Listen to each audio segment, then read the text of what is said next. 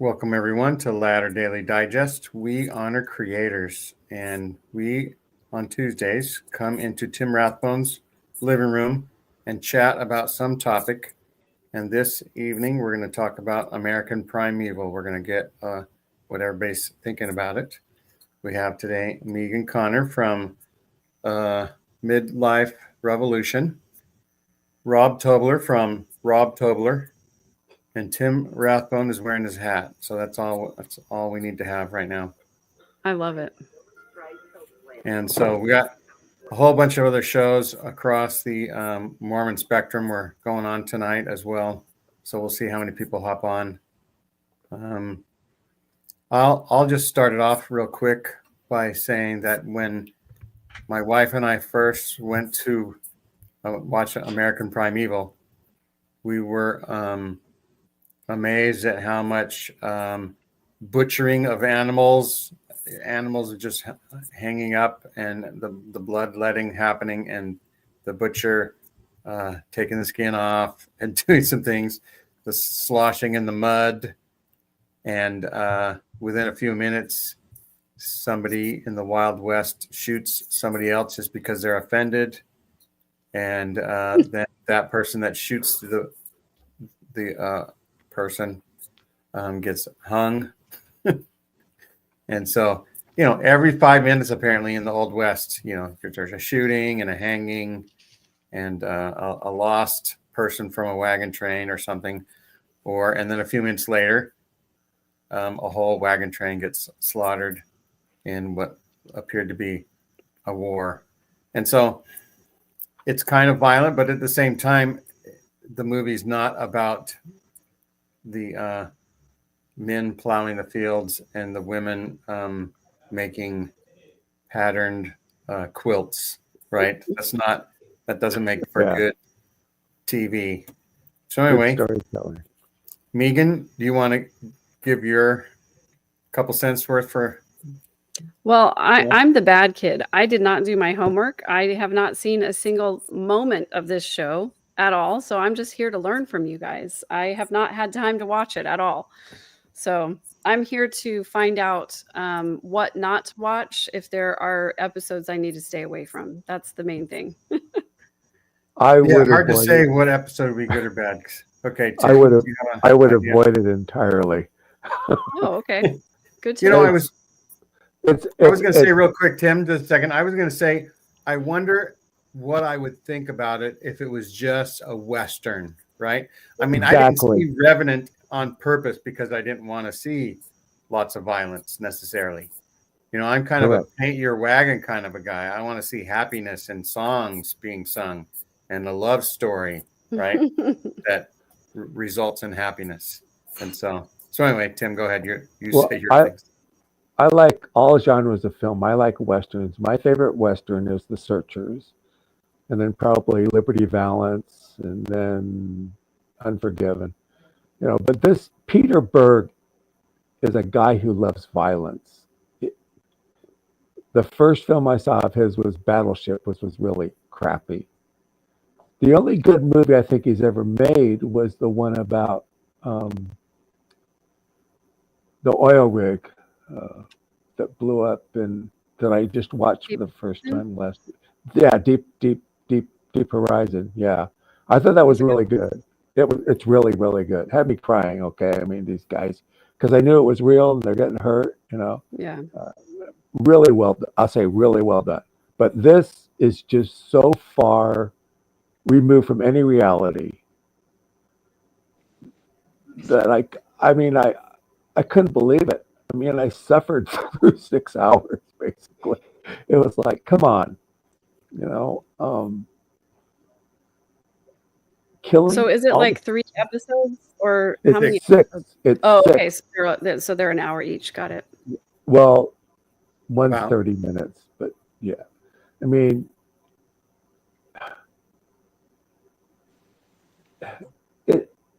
Brigham Young never rode a horse that I am aware of. In his diary, when I read his diary, he always rode a coach. He never rode a horse. And they claim they took his words from his speeches, and I don't doubt that. But he's not really that present in the series. I can't figure out why people got their panties in a bunch when he's hardly there. The whole go see September Dawn. I mean, that's a movie came out in 06 or 07 about that massacre, and it's better. Okay, this is just stupid. I mean, Well, I think Brigham Young was too short to ride a horse, so that's probably why he was always in a carriage.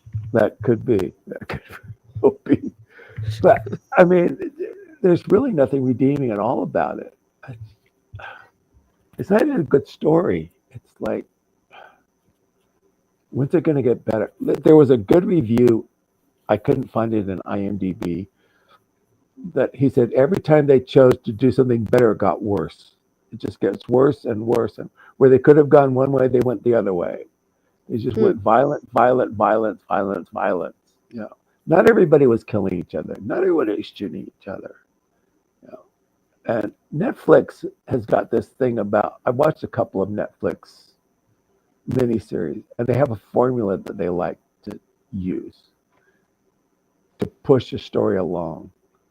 And this is probably the worst Netflix series I've seen. It was just bad. I mean, Well, no. So there's one vote for nay. Megan, you should not watch it. I'm keeping note, keeping track. So I'd like to introduce you guys to Randy Watts. He's been on my hi, show. Randy. Hey guys. Hi, Hey there. The Randy. author of a book, and we're going to do about 20 shows with Randy throughout this year because he has such a fascinating life that we didn't even touch on very much at all compared to his normal thing. Well, He I'm was Facebook friends with all of you, and now it's wonderful to be able to talk to you. All right. and Live. so, Randy, you want to pitch in first, or do you want Rob to go? Rob can go, and I'll sit here and ponder. Well, it was a very violent series. It showed violence on the part of the Mormons, the Army, the Native Americans, and of course, it's not historically accurate. But what I thought would be an interesting topic to discuss is how much grace do we give Latter-day or early Mormon Latter-day Saints for their actions because of the physical surroundings, the harsh environment in which they lived. So we give them any grace for that. I give him some grace. A little Yeah, bit. I mean, yeah, I do Look- too. I mean, when you think about what the circumstances were, that they were going through and were, trying to settle, a wilderness where there's not a lot of civilization. They're defending against hostile parties in a lot of cases. It was hard to tell who was going to kill you and who wasn't, so I can understand to a certain degree them needing to be, violent in some situations because it was kill or be killed in at a lot of those junctions that they were going through. So Yeah, but most of that occurred in the mining towns and the cattle towns. mhm. I mean, like White Earp comes from Kansas and he goes to Dodge City, and then he goes to Tucson where he has the shootout. Wild Bill Hickok, same thing. They all came from cattle towns or gold mining towns where there was a lot of violence, no doubt about it. But Utah was relatively peaceful. I mean, from what I remember reading about it, it was settled by people who wanted to keep the peace. Yes, they killed Indians. They had Indian problems. And maybe killed each other occasionally, but nothing like the rest of the Wild West that Yeah, I we was know about confused through the Wild West mythology. What were you confused about, Gene? early on when she just leaves Fort Bridger and she's already. Exactly. Where was she already? What was At it? Mount Meadows. Yes, already to Mountain Meadows, like 400 miles away. In February, when we're all at Thrive, we need to go out to Mountain Meadows. And we need to go not to the monument, we need to go north to where the massacre site actually occurred, which is a couple miles north of the monument site. But And not see do a what it was really- reenactment. Not do a reenactment, but I mean, yeah, the geography is.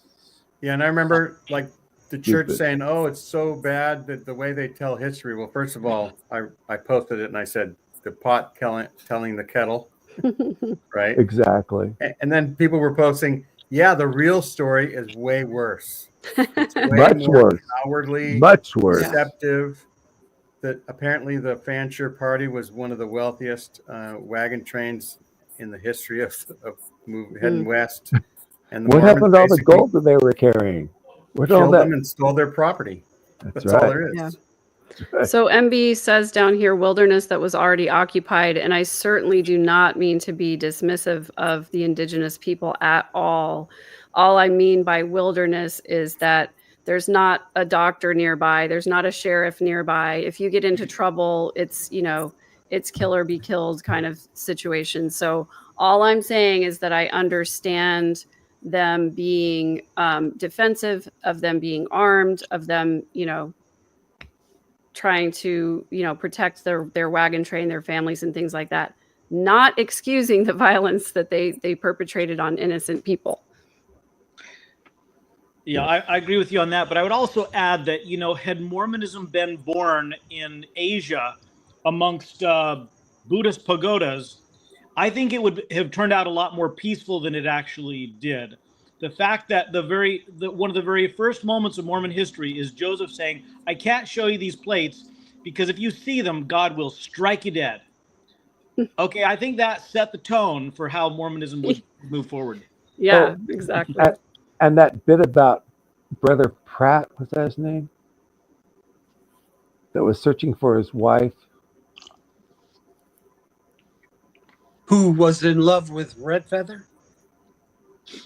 Yeah. Yeah. And at the end, they kill each other. Or she shoots her and then he kills himself. It's like, Wow. That's so Hollywood. That's so Hollywood. A little. It was just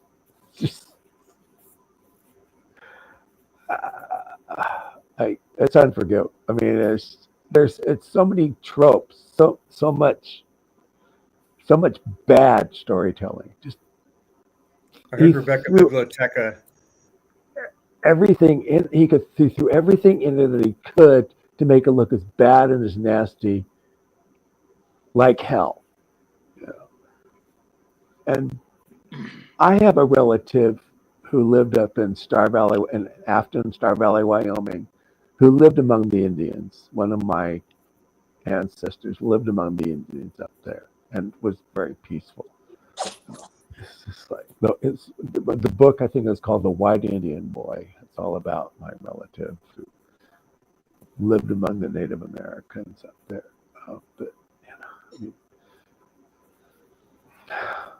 Rebecca Biblioteca. I mean, not Rebecca. Lindsay Henson Park said that she was called in to be an advisor. They took the director and some other writers around to Mountain Meadows. They showed them what happened. They told them everything. And she was sort of out of it. And she was sort of shocked to see what the script did, to see what the film was becoming.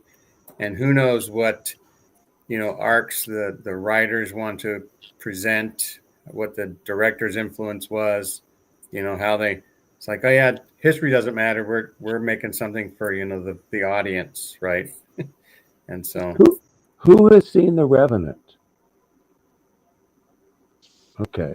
So we've seen that movie. We know, and that was a good movie. I mean, that was a good story, really well done. And then he wrote this schlock, and I'm going like, come on, come on. It's just, I wish I had my brain cells. I wish I had that time back. Is it Randy's turn now? Sure. Yes. Randy, go. Is The Revenant the one with Leonardo DiCaprio and the bear? Yes. Yeah, yes.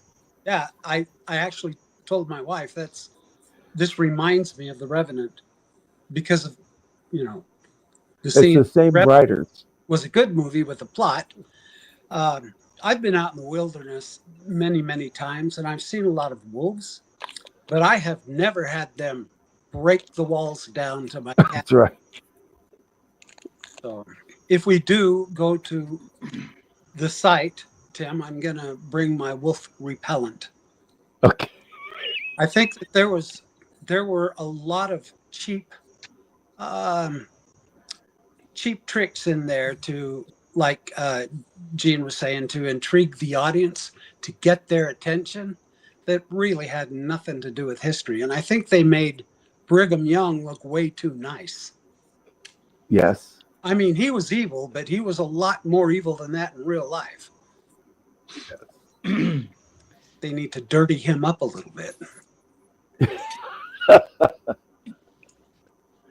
They had to clean up his character to make people even be able to stomach watching it, I guess. You either have plot driven or character driven, and this is really neither of those. You know, it's the lady shows up and you find out there's a bounty on her head because she killed somebody, and so you've got bounty hunters chasing after her, and then there's one mountain man that takes her under his wing and helps her out. You know. I remember one thing that I noticed is, so the mountain man that helps her, every time he says something, she says like the opposite. They do what she says, and it gets him in trouble. Right. Almost every single time, like 10 times in a row. Like, it takes her so long to realize she's not in Boston anymore or whatever, you know, and that the Wild West, will say, is risky, is dangerous. There are people that you have to be extra cautious of and stuff like that. And you have to make decisions like in your best interest a lot of times instead of, you know, others will say. She didn't pray and keep sweet like she was supposed to. That's right. She did not. She was not an obedient woman. That's right. No. Yeah. Well, But she had to be to survive. You know, she's supposedly from Boston. She lived there alone without her husband for like 5 or 6 years. And she comes out west. So she has to be a heroic woman in some way. You know, she's made all this money. She's bringing in thousands of dollars with her to pay people off so she can go to her husband, who you never see at the yeah. They don't even ride up into the sunset. Yeah, there's a lot of sad endings. There's a lot of just the only person like that got their way is like Brigham Young. Yeah. Well, that's true to life then. And Bridger. Yeah, that's true to life. What's Bridger's first name? Other than Fort. We'll call him Bob. Bob Bridger or Tim Bridger or Rob Bridger. Jim Bridger. Jim Bridger. I was Jim close. Bridger. His character actually was really nice. I've seen that actor in other movies where he plays like a slimy, weaselly guy. And in this, he was a nice sort of slimy, but not really that much. Semi-slimy. I mean, Fort Bridger is way up in northeast Utah. It's at the corner of Utah and Wyoming, right? And Mountain Meadows is the southwest corner. Right. But I mean, the character that he played was pretty good. And one thing that was kind of fun, I thought, was the boy was actually a very redeeming person, right? He had a lot of good qualities. And he asks Jim Bridger, wow, how do you get a fort? And Bridger says, you build it. Yeah. And so that was to me, kind of you just did things. Like, that's how stuff happens. Like most of us, we go to a city, somebody's already built the roads, somebody's already built all the houses, and everything's done for us just about, right? We don't have to know how to put up a barn or plow the fields or harvest anything. We just go somewhere and we apply for a job and we start working. Mm-hmm. And it's so much different than having to actually build something. Yeah. I'd like to talk about the church's statement about this series. Can we do that? Right. Sure. So, first of all, I want to say I give the church grace. I get it. Well, They're, may I say something? Yes, Tim, go for it. I don't think the church watched this from that statement. I don't think anybody from the church watched this. I think they just wrote it up because of what they heard. No, okay. Yeah, Go and ahead. it's probably rated R, so they can't, so even more grace for them, right? I heard the F-bomb. No, but I get it. Their job is to defend their organization and their reputation. I get it. But let me just read a couple lines from their statement. They describe the series as dangerously misleading, a mischaracterization of Brigham Young, a series that obscures reality and hinders genuine understanding.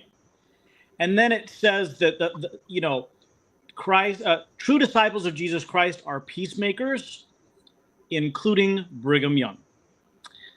As somebody who was 40 years of my life in listening to the church narrative, and then I discovered the Joseph Smith papers and realized that was a very different narrative than the reality.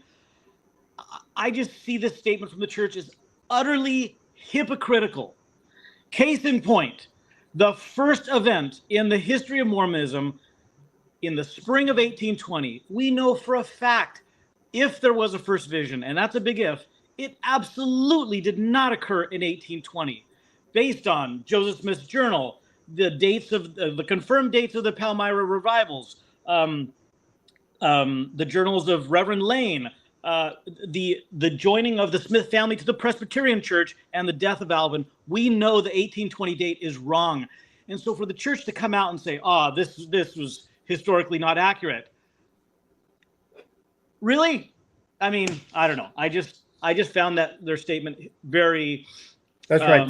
The church had 40 years to tell me that Joseph Smith used a rock in the hat for translation in Sunday school, and they didn't do it once. And I don't even know if they do it today. And the last thing on my little rant, it says, a message of peace that all modern prophets have shared, including Brigham Young. Let me just share one statement to refute that. This is Brigham Young. Shall I tell you the law of God in regard to the African race? If the white man who belongs to the chosen seed mixes his blood with the seed of Cain, the penalty under the law of God is death on the spot. This will always be so. Nobody in America was talking like that. No one was advocating for that. I think that's just, the church's statement is not honest. And honesty and truth is a value that has become a lot more important to me than loyalty or, allegiance to a corporation. So, okay, thanks for letting me have a rant and get that off my chest. It's okay. So I was just looking at statistics of the West. Gunfights were rare. Massacres were very rare. Maybe 20 or 30 massacres during that whole time period.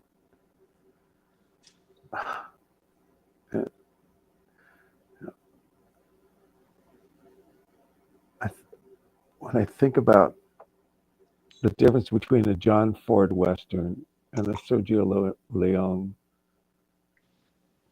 with this Clint Eastwood Western, they're so different. This guy, the screenwriter has problems. It's like, man.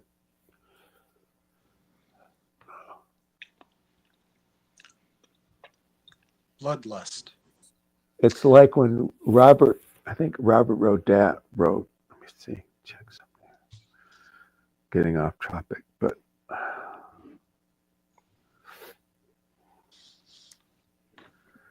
writers hit and miss. There wasn't much good about this. Tim, did you like the movie Jeremiah Johnson with Robert Redford? I did. It is probably my second favorite, third or fourth favorite Western, yes. Nice. Yeah.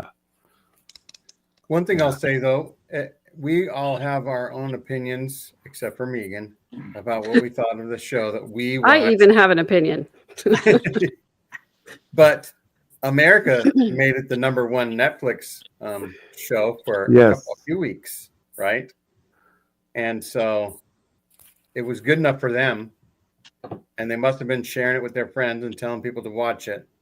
And Well, so go read the reviews on IMDb. There's so many 8, 9s, and 10s. Yeah, people. it's like I don't go see, where they kill everybody, all the young teenagers that are going to the secluded hilltop house. I don't watch those things, but lots of people do, right?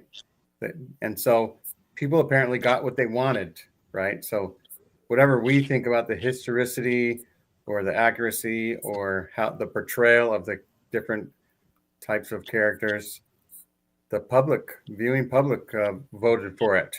So They if we ate could it up. say the empty chapels that and pews that we observed with the last time we set foot in church, we'll say, is representative of people voting with their feet, right? Right. And so people voted by turning it on, and so they all liked it. Rob, there's a few arcs of stories, right? There's the Brigham 7 Young, story types. Basically 7 story types. 7. But I mean specific storylines in this thing. Oh, okay. In American Primeval, there was a woman and her son, Right. and tangentially some things that happened with them, like the bounty hunters and stuff. Mm-hmm. And then there's Bridger and Brigham Young. Mm-hmm. And then there's the Mountain Meadows massacre that happens, but that just Mrs. and Mr. Pratt trying to find each other again after the Mountain Meadows massacre is a storyline, right? Right. My wife hated that the guy had his blood coming from his head for like 5 episodes. She was like, Yeah. He would even get into the river to wash, and he never like cleaned his face. The whole And movie. Imagine how many days of makeup he had to go dirtier through and every dirtier day. and dirtier. Exactly. And him killing his friend. So out of And so character. So I was wondering what other story arc could they have done that would have been like better?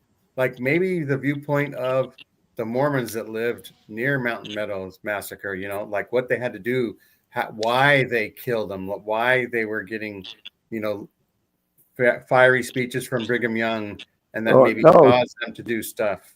That would have been a good story arc from like inside scoop, sort of. I think it was George Albert Smith went in to Cedar City and said, we ought to plant an apple tree in the town square and fertilize it with the bones of Missourians. Yeah, stuff like that. It started. Okay. And they also said that they were in the Nauvoo Legion. I said, where the heck did they get that from? There was no Nauvoo Legion in Utah. I actually heard that from somebody, though, and that's really what it was early on, because they still had the people that were trained from Nauvoo, and there was enough of the people. But you'd think a lot of them would have gone on, what was the Mormon Battalion?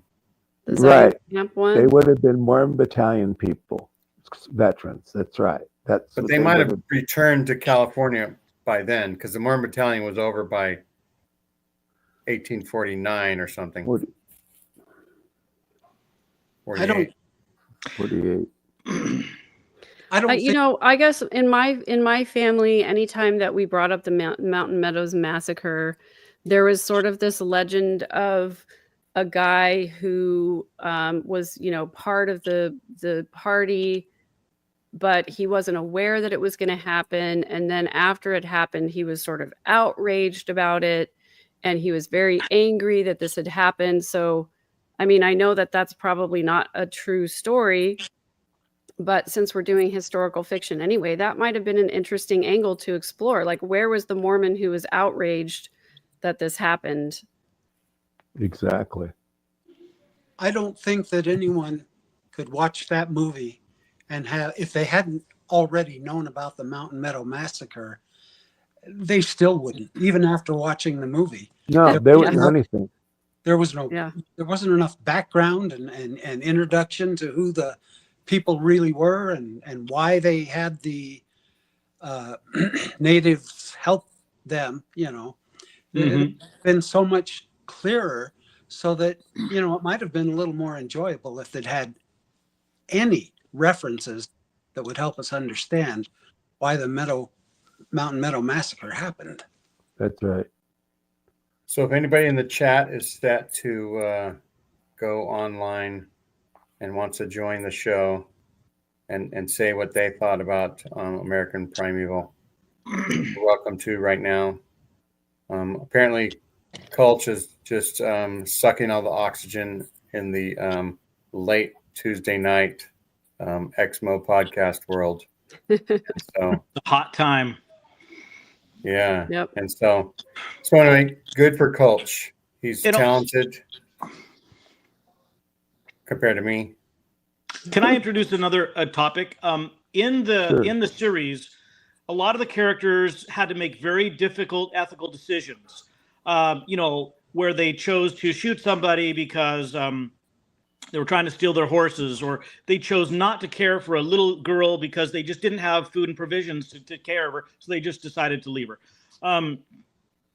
You know, I just think I've not studied philosophy or ethics real well, but I did make a TikTok video where I asked viewers to question, you know, what was Joseph Smith's ethic? Was it based on the actor? Hey, I can't do this. I'm a child of God. Was it based on the action? Hey, this action is morally reprehensible. I can't do it.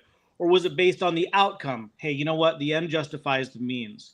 And I was just wondering if you all had any thoughts about some of the difficult decisions the characters made, and especially as it relates to the decisions that the church leaders and actors made. Randy, do you have any? It doesn't seem to me like they hesitated on much at all. Everything was so spontaneous and, oh, you've made me mad, I'm going to shoot you in the head. It's not like there was a conflict between good and evil and the angel on one shoulder and, you know, the devil on the other. They just went for it. And once again, there were no intricacies about the doctrine and what the Mormons are taught. The one good thing that came from it, though, is next time I'm bucked off a horse and there's a compound fracture knee, I know I just need to take a board and a hammer and a hot knife, and I'll be walking the next day. That's right. And a good makeup artist. That's right. Oh man. You know, the woman from Boston, she tried to inject morals, and like I say, every time she injected the moral thing to do was the wrong thing, right? Mm-hmm. So that was almost like you can't really have morals in the Western, you know, Wild West. But that, to me, did all the very civilized, good people that did migrate and did expect, you know, helping hands. And, you know, there probably were wagon trains that shared or traded. Sure. And the Oregon Trail game. And sometimes you had to be careful, right, of who it is. I always died of dysentery. You always die of dysentery. There's that. Oh no. Almost nobody died of natural causes in this show. So that's how right. untruthful it was. But anyhow, so but like I say, they were making a show, just like I don't think I've ever gone to a scary house, or I don't think sister missionaries have gone to a scary man's house and been trapped in a puzzle of a house and ended up dying. That we know of, Gene. Not that we know of. Wait, Yeah. that wasn't actual footage? The Heretic wasn't historically accurate as well. I thought it was a documentary. That's right. But we're in the Mormon millennium. When when Romney ran for president and the Book of Mormon musical was winning awards in the early 2010s. It was the Mormon moment. But in the 2020s, it's like it's going to be 100 years or 1,000 years of what are the Mormons? Everybody's curious, it seems like. Coach just ended, by the way. Okay. So we'll see if anybody comes over. Somebody did.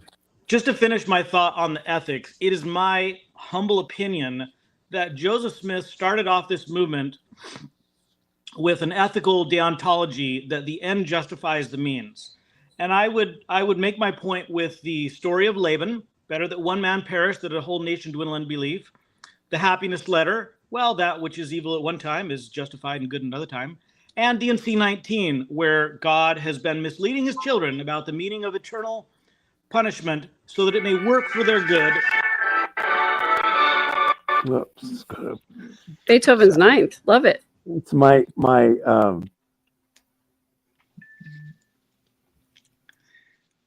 And so in the series, we saw Mormon leaders make choices to blame the massacre on Native American Indians. Well, because that wasn't true, but it would be better. The end would justify the means. And I don't find that to be a very ethical ethics. I agree with you, Rob. And it reminds me of the way that the church leadership, operates today. Joseph Smith laid that down as a pattern.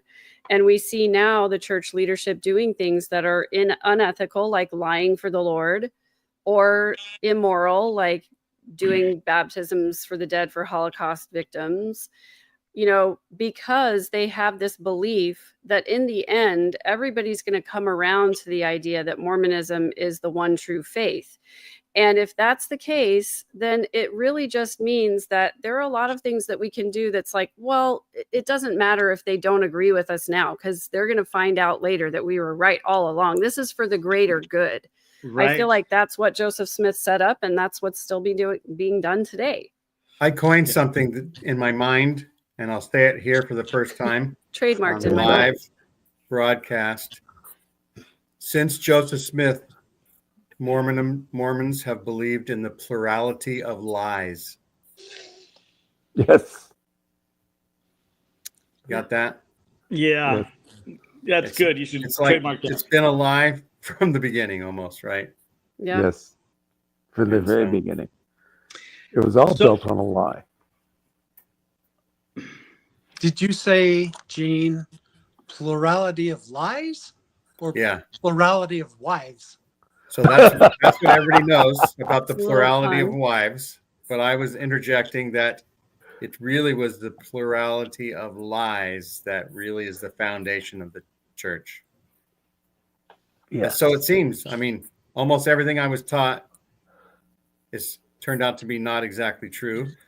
Mm-hmm. And I had a guest on a year ago, Brother Harrell, I'll call him. And he wrote a book about how almost every major doctrine of the church was changed at some point since 1830. Yes. But how could that be, Gene? God never changes. That is interesting. He does make commandment temporary, though. That's true. He does change the temporary commandments. I wonder if that was Bednar signaling that when he becomes prophet, the word of wisdom won't be a commandment anymore. It'll go back to make the word of wisdom great again. I think that it was Oakes, right, who gave the temporary commandments talk. Oh, that's right. And I think it's him setting up the idea that there are going to be some major changes in doctrine, and he's going to just say, "Oh, that was temporary commandments. Don't you remember? We keep reminding you about these temporary commandments. Last time we reminded you, it was in conference like a couple years ago." Yeah. I don't believe that you don't remember. We've always taught this. And like I said, I only always temporary sinned. So I was right in line with temporary commandments. Sins are temporary too. I really like that. I'm gonna adopt that. Yes. Everything is, what is it called when software is free to use for everybody? Freeware. Everything I say is freeware. Oh, Everything we nice. say is freeware. It could be used by anybody and everybody. But wait, you just trademarked something. Are Did you I? trying to gaslight us, Gene? Did I trademark it, or did I just say I was just telling it for the first time? No, Rob said you should trademark it. I said it was trademarked in your mind. I'm gaslighting you right now. Okay. Gene is luring us into plagiarism. Just waiting for us to. When I was young, I used to plagiarize all the time at the park. I would play with the guys. Here's a question. Speaking of trademarks and content, I feel like I've been living during the great Mormon moment, which may have started with Mitt Romney and the Salt Lake City Olympics, and then we had, I don't know, all the Hulu and Netflix series and all the Mormons caught committing murderous crimes and all over the news.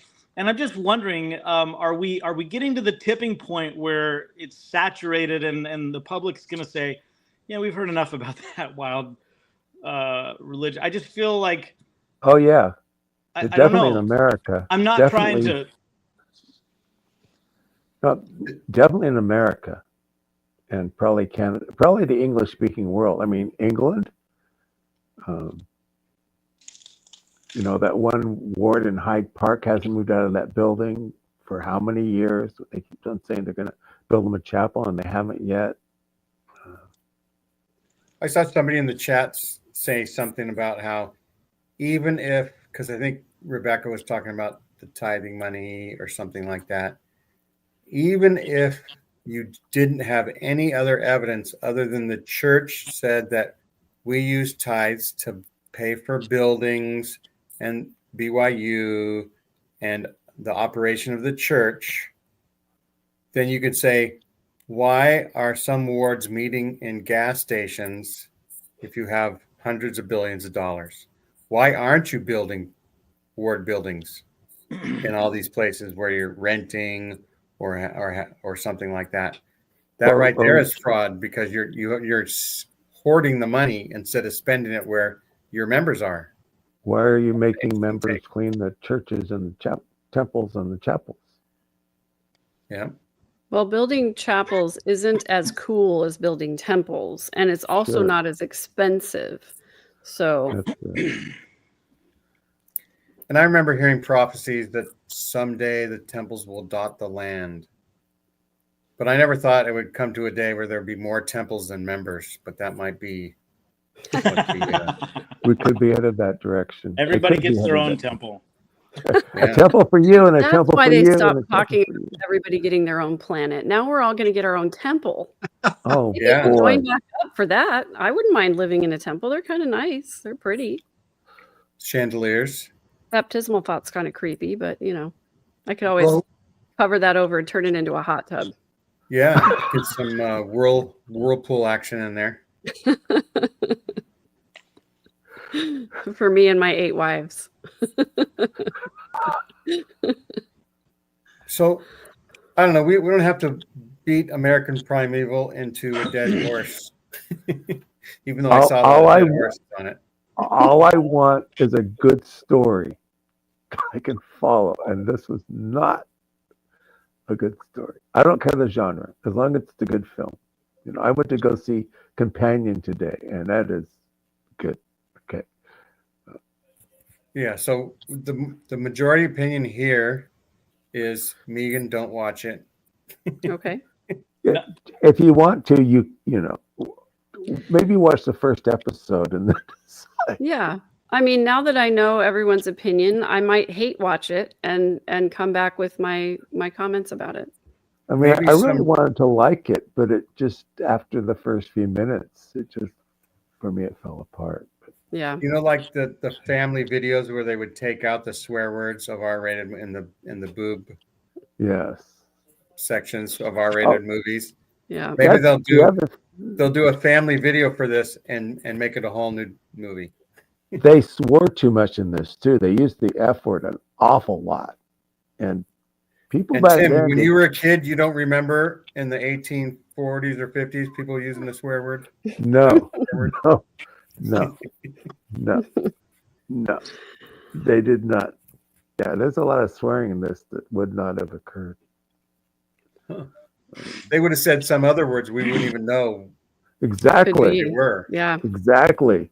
Dad, blame it. Is Did what I any of think you? a good cowboy word. Dad blast it was my dad's Dag favorite. blasted. Dad blast. And he would also say, I'm so angry I could spit. All right. And I remember just in my logical, 7 or 8-year-old brain, I was like, if you're really that mad, Dad, go ahead and do it. And I got in a lot of trouble for saying that. So yes, I was always this snarky. Did any of you go to BYU and watch rated R movies at the Varsity Theater that had been edited? No. No. Why would No. you? Why would you watch the Titanic if the boob is taken out? I do remember they had a James Bond movie that showed women's legs, and they made it a lot smaller at the Varsity. Not legs. Yeah, they did something with the. I can't remember which one it was. So they Where are my crop- pearls so crop that I it a can little clutch bit. them? I was Part- there, well, and I enjoyed seeing rated R movies that had been edited. I remember I was excited to see Schindler's List, and who was it? Spielberg that made that. He Yeah, refused to Spielberg. let them. He refused to let them edit it because he was really trying to depict the contrast of healthy, Right. chubby Germans with skeletal, starving Jews. Yeah. But yeah, this movie, they could have edited a lot of violence and profanity out of it. I did make a fun TikTok video once. Can I tell you about this? Yes. Sure. Well, you know, a Please. lot of Latter-day Saints, they'll use this plug-in app called VidAngel, and it streams your cable TV through it, and then it edits out all the swear words and the scenes, the bad scenes. And so I made a bogus farce of a video saying, hey, when it's time to sit down and watch General Conference, get the Fair Latter-day Saints plug-in app. And so here you have the prophet saying something, and then some guy pops up from Fair and says, he's speaking as a man at this moment, and it's not pertinent for your salvation. Anyway, it was fun. That's I great. like the meme Love where it. they show conference and they have like fake lights, like speaking as a man, speaking as a prophet, so that you can tell what it is. Temporary commandment. Temporary commandment flashing on the screen.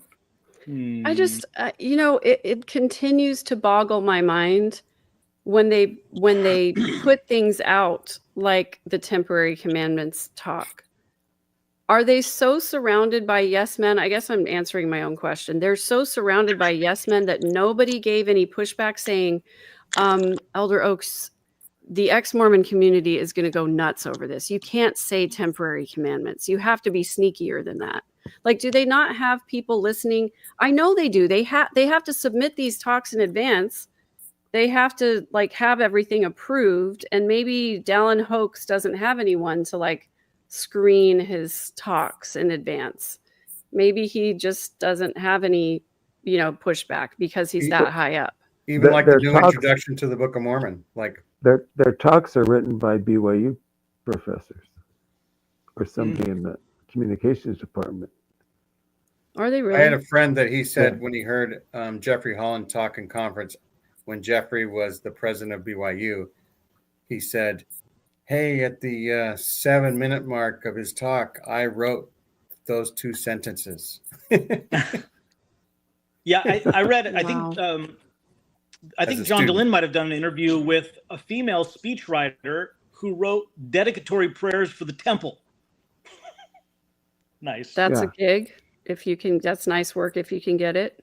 But yeah, it's interesting that the people uttering the prayers have to have the priesthood, but the person writing the prayer doesn't. have to. I think I'm going to become a prayer writer. To heck with these. Good. I think That's right. I don't. there needs to be some subliminal things like Disney puts in the Lion King. The guy that put these in is actually someone who was a friend of mine, because my history is with the Walt Disney Company. And Oh wow. the lion collapses and the dust rises and spells sexy, and Right. Mhm. all of these Easter eggs in there. I think maybe in conference they should show some interesting videos with Easter eggs about the truthfulness of the gospel and see if members can catch it. After leaving the church and listening to some of Gordon Hinckley's talks, I've often wondered if he didn't do that in some little ways. But I may just be in my own delusion thinking that, but there were a few times when I was like, did he just tell us, like when he said, either we have the truth or we have not the truth, Right. that whole thing. Right. It's either the greatest thing ever or the biggest fraud ever. Or the biggest He just fraud. said I'm like, the church is the biggest fraud ever. Yeah. Go Like he back really and, just said and that. Maybe it was like read a the Larry Freudian. King interview. Read their Larry King interview. Mm-hmm. Or one of the San Jose Mercury, those interviews he did, and yeah, there's doublespeak there. Yeah. Trying- He was trying to hint that it's not true, and he knows it's not true, and you should get out now. But I think John DeLynn says that the apostles sometimes give a talk for another apostle, like they're saying something to tell the junior apostle and send a message, right? Just like Nelson and Hinckley in the 90s. They all have their shtick. Carlos Acey came to Hesperia State for a leadership meeting one year, and the next year he came back because whoever was supposed to come. He gave the same exact presentation. I gave the same exact answers, and I walked up to him afterwards and I said, "Don't you guys ever change your shtick? Your spiel?" And he just looked at me and walked away. It's like, the word of the Lord never changes. I don't know, Tim. That little factory never gets old. That's true. I could listen to that multiple times a day. Oh my goodness.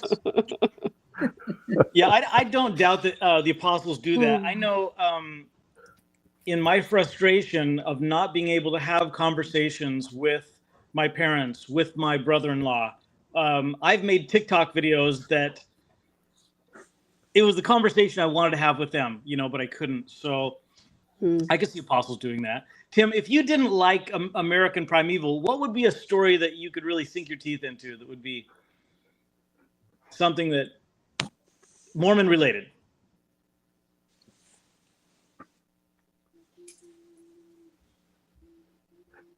The whole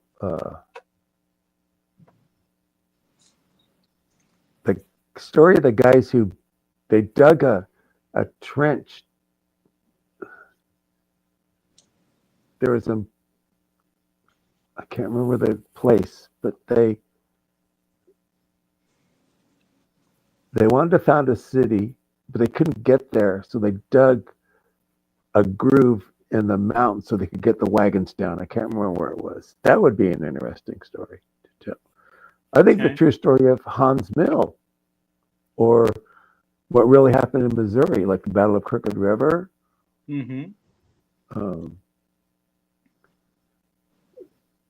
A true story about Nauvoo.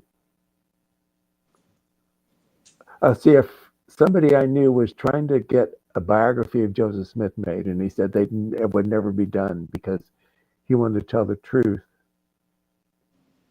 This is back in the 90s. I thought you were going to say because Joseph Smith's life would even fall below Hollywood standards. Maybe.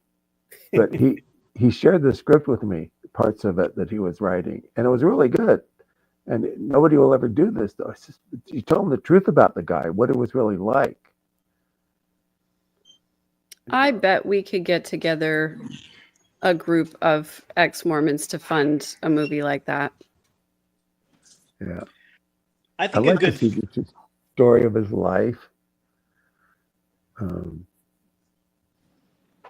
Starting with the treasure digging and going all the way through polygamy and his death. Yeah. I'd like to see a portrayal of like the Mormon colonies in Mexico, especially in modern days when they were having violence. And then in the show, you could kind of depict how did it become this way, you know, and show people going down to do for marriage. That could be cool. Yeah. Yeah. When everyone was on TikTok talking about Secret Lives of Mormon Wives season 1, and there was hints, rumors there was going to be a season 2. My take on it was, you know, I'm really a fan of season 0. Back in Nauvoo with Emily and Eliza Partridge. You open up that door right now. You know, that would be some good drama. By I the bet way, it was some drama. Secret Lives of Mormon Wives premiered on ABC last night at 10 o'clock. Right. Yeah, just the was it the first season though, right? It's on ABC first now. episode. Yeah, it's on ABC now. So they're replaying the first season on ABC? Yeah. For free, so you don't have to. They're going to catch everybody up on broadcast TV. Yep. That's got to be worth a couple million more viewers to see what real Mormonism is like. What I find so interesting though is that no matter how you portray Mormons, there's going to be pushback because there are a million ways to Mormon, right? And the way that my family did Mormonism is not the same way that your family did, is not the same way that your family did. It's just we all had our own because we were taught that it was okay to pick and choose. You know, we were taught that it was okay to cherry pick. And so I was interviewing Jonathan from House of Deconstruction on TikTok the other night. And he was talking about how his dad was super strict about no swimming on Sundays and no caffeine, even though caffeine was never a part of the official word of wisdom. And I was talking about how my parents were super strict about Sabbath day observance, but our Sabbath day observance was different than other families' Sabbath day. Like I wasn't allowed to do homework on Sundays. We weren't allowed to listen to the radio. We could only listen to classical music, and we could only watch the Disney family movie on Sunday night. That was or we could watch Disney movies, or we could watch what my brothers lovingly referred to as bonnet movies. So like any of the Jane Austen things, you know. So we weren't allowed to watch anything that wasn't those two categories. But like, you know, there were some families like my brother-in-law's family, they could only watch scripture videos, or they were allowed to watch Ben-Hur, oddly enough, because it was scripture adjacent, you know. But it's just so funny to me how there are so many varieties of how to do Mormonism, and it's because we have this tradition of cherry picking. So I think no matter how it gets portrayed or what story gets told, there's going to be pushback and angry people because it's not the way they did it. I didn't have any of that growing up. I used to go to the movies on Sunday between Sunday school and sacrament. And the one time I did go see Le Mans at the Palms Theater, the high councilman who gave the talk that night talked exactly about that because he used to be a projectionist in the theater. And I went up to him afterwards and says, "Why would you go see a movie today?" I mean, all you guys who are homeschooled and brought up in such a strict atmosphere, I guess it honed you not to question, that you had to stay within these boundaries. Yeah. And my parents left it up to us to decide what was good. I mean, when I was living with my parents, I used to self-censor. I wouldn't watch a movie and they didn't want to watch. You know, I'd watch it by myself while they were gone or later on. That's right. Because I respected them, you know. But I think we should have a last go around and end the show, and then we could stay on and do the after show and talk about other things too. So my main takeaway from American Primeval, that it was probably a thing that a lot of people liked. Wasn't for me and my wife that much. There was a lot of squishiness and blood and extra stuff instead of a better story and understanding what's going on. And so that's my takeaway. Tim? Yeah, too much violence, Too much excessive violence. Rob, barely not enough historical. violence? Too much violence, but I actually enjoyed it. It was fun. I like any Mormon-related media that comes out, but I noticed that it's always about present-day Mormonism or historical, and I'd like to see for once a sci-fi future Mormon movie. Maybe where they take Joseph Smith's DNA and they bring him back, and he's all ticked off about how they've dumbed down the doctrine and quit polygamy. That's something I could really buy into. Randy, any last takes? In one of Heinlein's stories, he talks about a Mormon temple on the moon or on Mars. Can't remember the story. And that if you've seen... don't give him any ideas, Tim. And if you've seen Starship Troopers, there's that one colony of Mormon fundamentalists that gets killed at the beginning of the movie. Can I say one more thing, though? I don't think American Primeval is really going to move the needle at all about public opinion about Mormonism or about the faith of believing members. I don't even think it could even push us over the tipping point to rename BYU after a non-racist person. I don't think it has the power to get there. Right. Randy? I completely concur. My show that I'd like to come up with would be The Secret Lives of the Council of the 12. Okay. We're all getting our shows. My final take on the show is that there just wasn't enough. There wasn't enough educative material. So if you weren't LDS or Exmo, you'd have nothing to go by. Exactly. Right. I was thinking if a similar movie like this portrayed the Jehovah's Witnesses 175 years ago doing all kinds of crappy things, I wouldn't go and do anything to the Jehovah's Witnesses walking down the street today. They would have nothing to do with it. I observe what they do now all the time. I don't see why that would be a big deal. Yeah. And so we could do one last call to anybody who's watching. If you want to hop on in the chat, there's a link. If you can click on that link and come in, and but otherwise, we'll end the show in just a few minutes here. And I do think it is the Mormon moment. I'll say one thing: John DeLynn has gone from 27,000 subscribers on Mormon Stories podcast since January 1st of 2021, and now he has 272,000 subscribers. Wow. And he'll say that half of his subscribers have never been Mormon.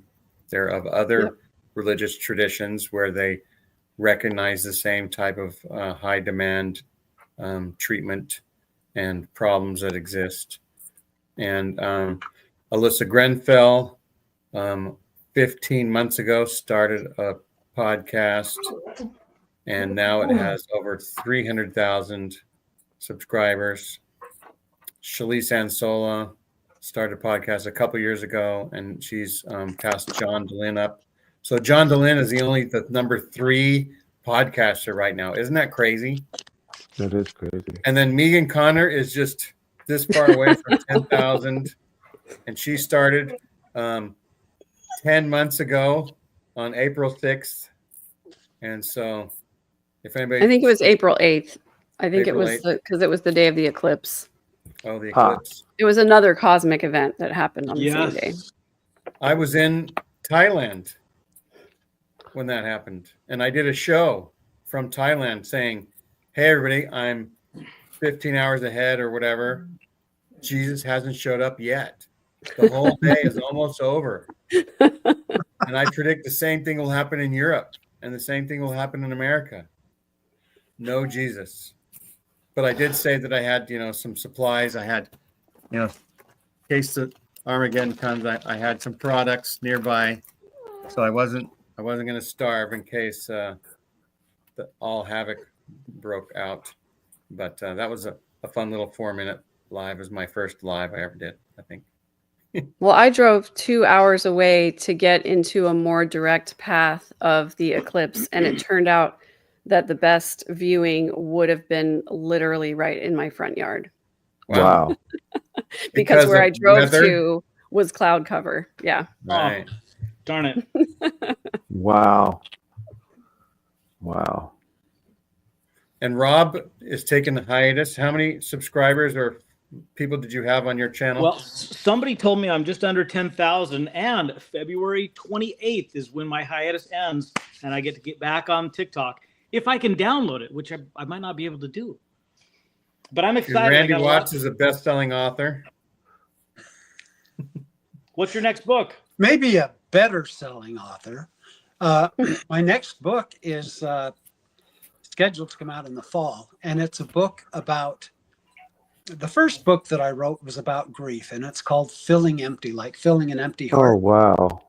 There is a chapter in there, chapter 9, talks about experiences that people have had who have lost loved ones, where they can feel their presence, see their presence, hear them, little signs, lights turning on and off, birds flying through the window, all these stories. And that's a result of, a gazillion interviews. But the name of that chapter is Love Notes from Heaven. And it was such a popular chapter because people love to read about a life hereafter that I decided to write an entire book full of experiences. It's not officially titled yet, but Encounters with Spirit is what it's called right now. I'm sure that name will change, but it's just a whole series of very special experiences that people have had who have lost loved ones, and evidences that they still exist. I used to think I knew in what form they existed. Now I have no idea because, like we were all raised, I'm sure. But I'm learning as I go. And whether someone's a believer, a Christian, atheist, they still have these incredible experiences that validate some form of life after death.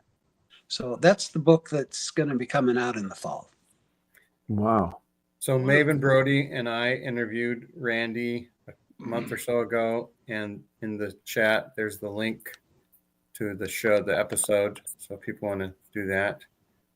And Megan, what do you have coming up soon? Hope you're muted. Because my dogs are here. Okay. I just posted the interview that I did with John Dehlin, where we compare the narcissistic traits of Lori Vallow and Ruby Franke, and we delve into a discussion about how the Church of Jesus Christ of Latter-day Saints shows up in society as an institutional narcissist.